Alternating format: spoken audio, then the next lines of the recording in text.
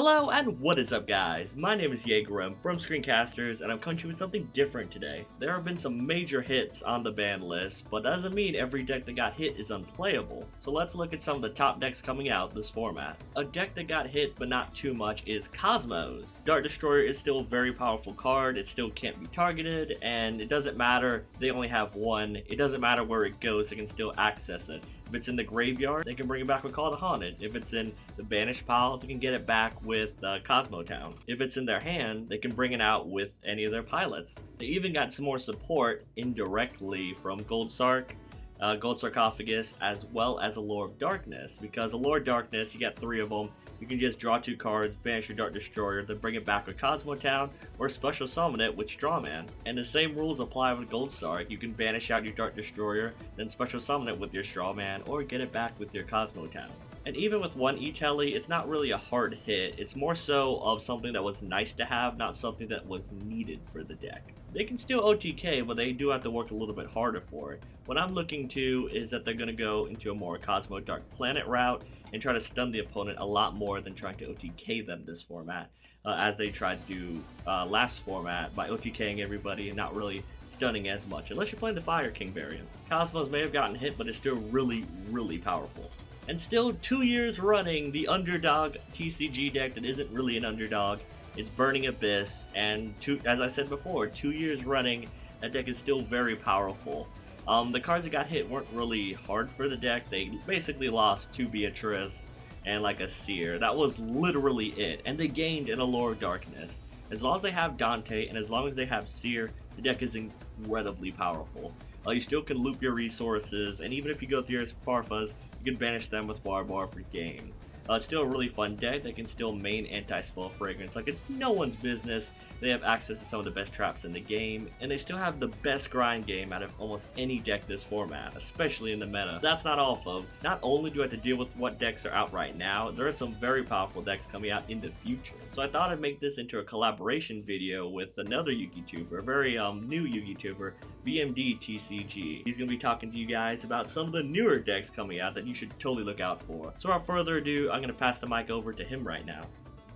Hey YouTube, what is up? Now that we've heard YUGIOH's ideas on what's going to happen to the current meta, I think it's kind of important to look forward to see what's going to happen and what's actually going to be meta relevant next meta. So without further ado, let's get into it. The first deck I think that should be mentioned is Blue Eyes White Dragon. That is a deck that is still fresh on everybody's minds because it literally just won Worlds, and even though it doesn't seem all that great this meta, you have to keep in mind that it took an OCG meta wipe getting rid of Burning Abyss, Monarchs, and Pendulums to make Blue Eyes White Dragon meta relevant. Now what makes the deck really good is the fact that it can pump out 3k beat sticks like it's nobody's business, the fact that it has amazing draw power, access to the rank 8 toolbox, and the ability to basically special summon any light synchro dragon in the game thanks to Blue Eyes Spirit Dragon. Even Crystal Wing is seeing play in this deck because of Blue Eyes Spirit Dragon's ability to special summon Moonlight or Michael or even Ancient Fairy Dragon, which is my favorite way to go into Crystal Wing because all you do is bring out Ancient Fairy Dragon after normal summoning a Sage and you pretty much guarantee you have Crystal Wing. Next up is another one of Kaiba's decks because his decks end up being busted beyond belief. Yeah, it's ABCs. You guessed it right. Now even though the deck has other plays, it basically relies on bringing out ABC Dragon Buster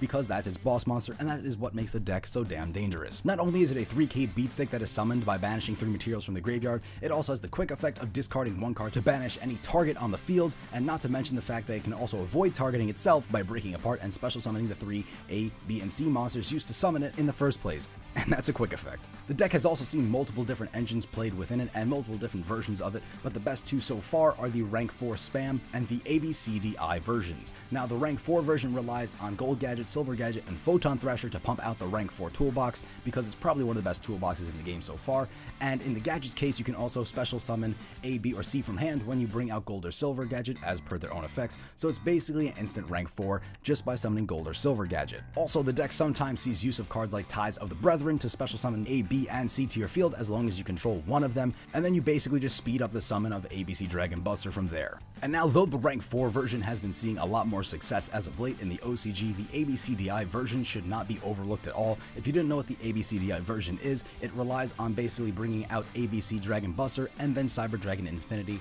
turn 1, and that's not a fun board to try and play out of. Now, the deck's main strategy revolves around summoning either A, B, or C, using the field spell to equip a different letter to it, then using Transmodify to send both to the graveyard to bring out Galaxy Soldier, who then adds Galaxy Soldier to hand. On top of that, you then ditch the last letter monster to special summon the other Galaxy Soldier from hand. You then turn the 2 Galaxy Soldiers into Cyber Dragon Infinity and banish A, B, and C from your graveyard to special summon ABC Dragon Buster.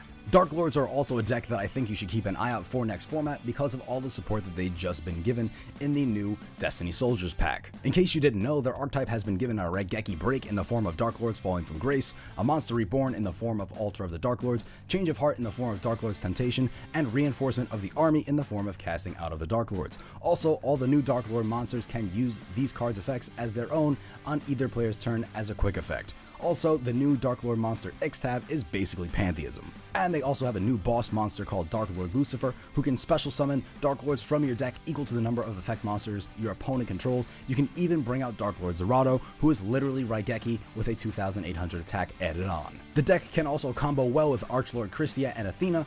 Christia basically locks your opponent and you out from special summoning, but if you can bring this card out turn 1 after setting up a ridiculous board, none of that matters, and Athena can be used to not only special summon Darklords from your graveyard, but also to burn your opponent for 600 every time a fairy type monster is summoned. And thanks to all the new Darklord support, you can potentially burn for somewhere around the 4,000 mark, so that's pretty nuts. There's also some pendulum monsters to keep an eye out for in the next coming format as well, and that is Magispector Metalfoes. People thought that Yang Zing Metalfoes were going to be serious business, but we can see that they really aren't that great. They were more of a flash in the pan. Magispector Metalfoes, however, after Invasion of Venom or Invasion of Vengeance, whatever you wish to call it, are actually a serious threat. The fact that they have 3 Kieran and then also a quick play fusion for the Metalfoes archetype is nothing to bat an eye at. The fact that you can bring out Metalfoes Alcahest on your opponent's turn is also something that should be taken rather seriously. Alcahest's effect, if you did not know, is basically the ability to take any effect monster your opponent controls on their turn and equip it to this card. Alcahest then gains defense equal to that monster's attack, and this is a quick effect. So you can do this on every one of your opponent's turns once per turn.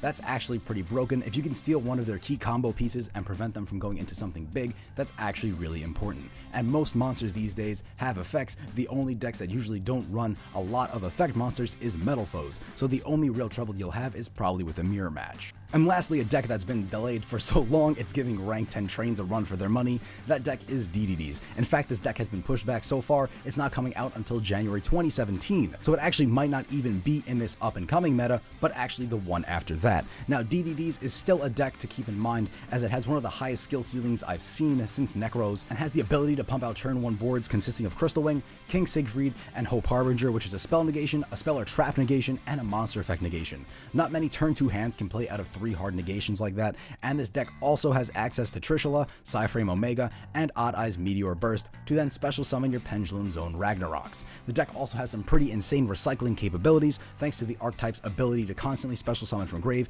and Omega's ability to recycle any banished cards to be used again and again for next turn plays.